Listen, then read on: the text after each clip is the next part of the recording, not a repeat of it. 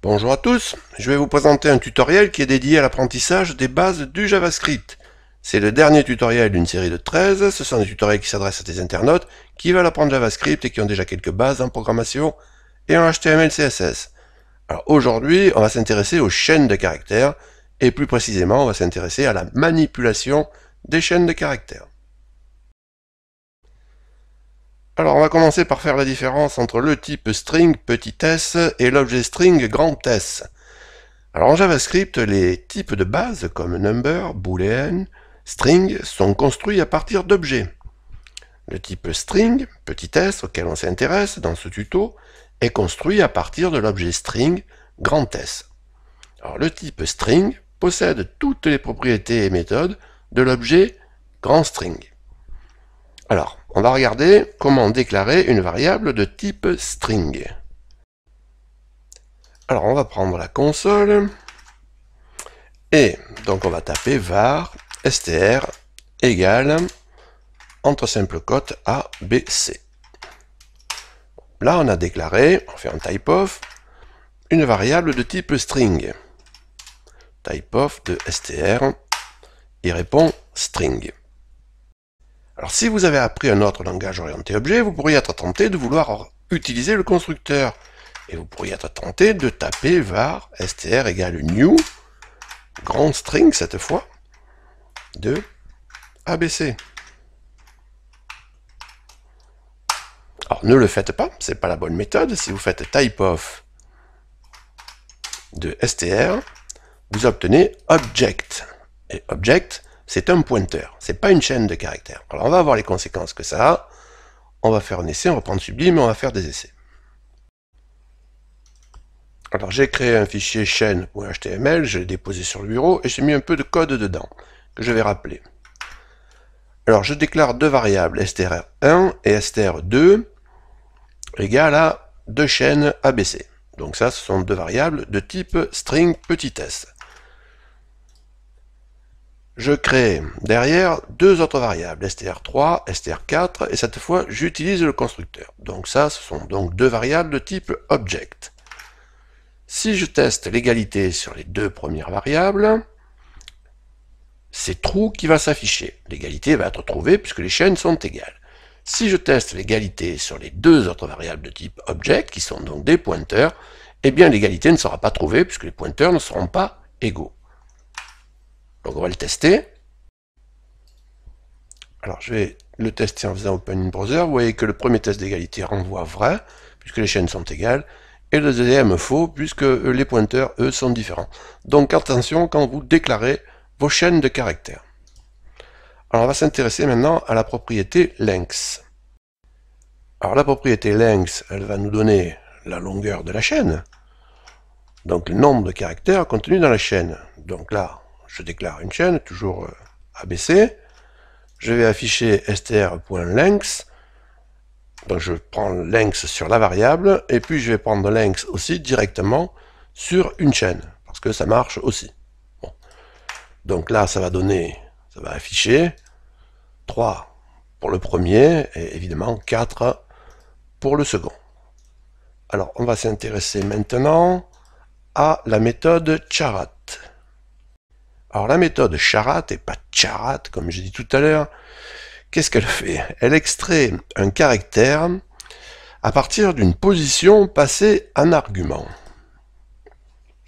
Alors, donc je déclare une chaîne ici, et je fais un charat de 4. Donc c'est le quatrième caractère, donc si on compte 0, il faut commencer à 0, attention, 1, 2, 3 c'est l'espace, 4 c'est le petit c de chaîne.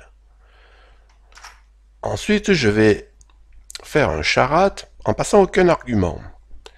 Et dans ce cas-là, il prend le premier caractère, il prend le 0.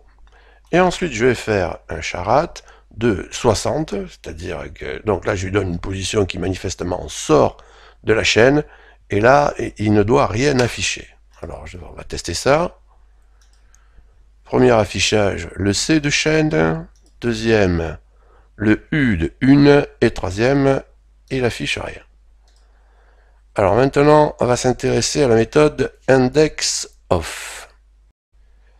Alors la méthode indexOf, qu'est-ce qu'elle fait? Elle recherche la position de la première occurrence d'une sous-chaîne dans une chaîne de caractères. Donc ça, c'est le premier argument que l'on passe à indexOf, donc la sous-chaîne.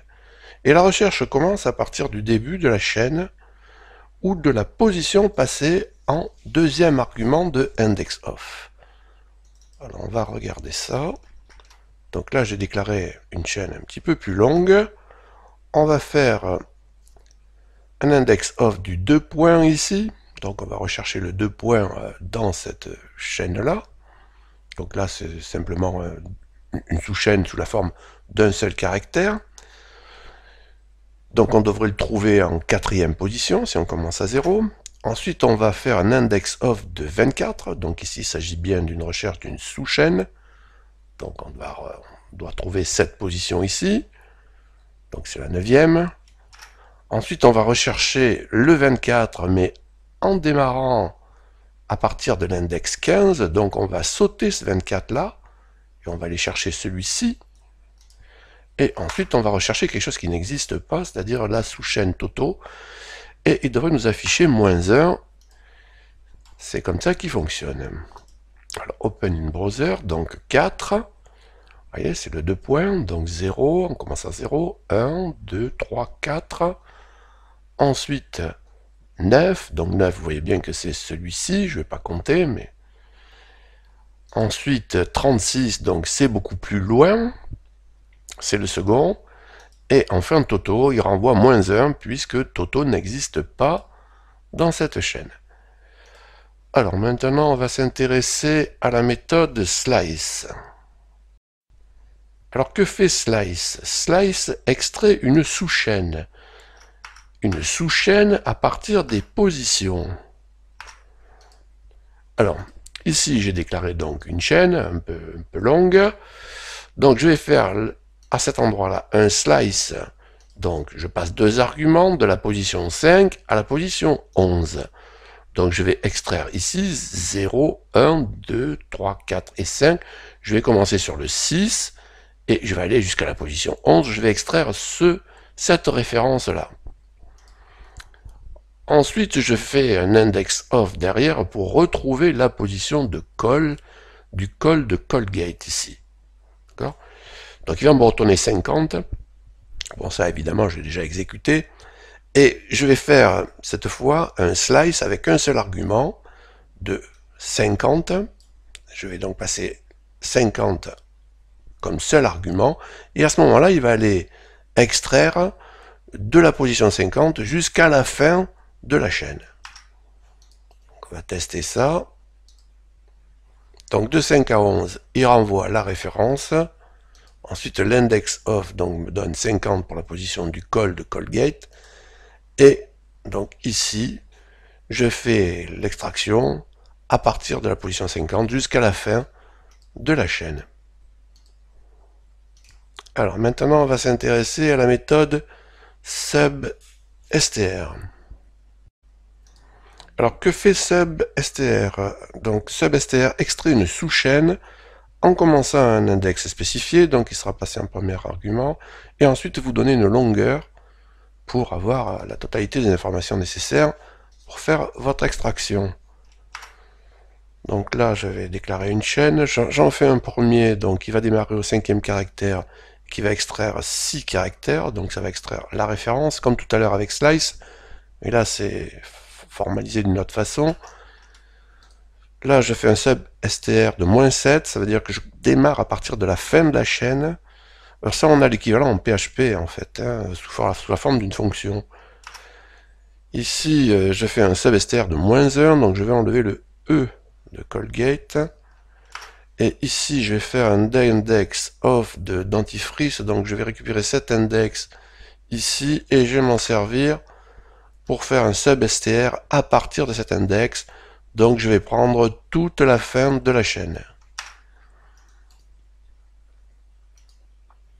Donc le premier Open Browser, je récupère la référence. Ensuite je récupère le Colgate en partant de la fin. Je récupère ici le E en partant de la fin aussi. Et là, je récupère toute la fin de la chaîne en passant qu'un seul argument. Alors maintenant, on va s'intéresser à la méthode split. Alors que fait le split? Alors le split, en fait, il vous éclate une chaîne de caractères en sous-chaînes et il les place dans un tableau. Et il faut fournir la sous-chaîne qui va servir de séparateur. On a l'équivalent en PHP là aussi. Alors, j'ai déclaré un tableau, toujours le même. Donc là, je fais un split et je passe l'espace comme séparateur. Donc il va venir éclater la chaîne là sur ces espaces-là. Vous voyez? Donc il devrait retourner un tableau de cet élément. Et ensuite, j'en fais un autre où là, je n'ai pas placé de caractères de séparation. Donc il va éclater le tableau en 57 caractères en fait. Donc on va faire un Open in Browser. Il se passerait, ah oui, mais CTRL-SHIFT-I puisque j'ai fait des console log. Donc vous voyez ici le premier tableau. Donc vous voyez bien les coupures, hein, où elles se font, d'accord. Et le deuxième tableau, donc, qui est un tableau de 57 caractères. Bon, ça c'était juste pour un petit essai. Bon, on en a terminé avec le split. Alors ce tutoriel est terminé, je vous remercie de m'avoir écouté. Donc c'est donc le dernier tutoriel de la playlist. Vous devriez être capable d'attaquer la playlist sur le DOM avec les bases nécessaires. Vous ne devriez pas avoir de mal. Alors si vous voulez être prévenu lors de chaque mise en ligne de nouvelles vidéos, je vous rappelle que vous avez la possibilité de vous abonner à cette chaîne. N'hésitez pas à intervenir dans le fil de discussion, et si vous avez appris un petit quelque chose dans cette vidéo, n'oubliez pas de liker, un petit coup de pouce vers le haut est toujours le bienvenu. Je vous remercie et je vous dis à bientôt.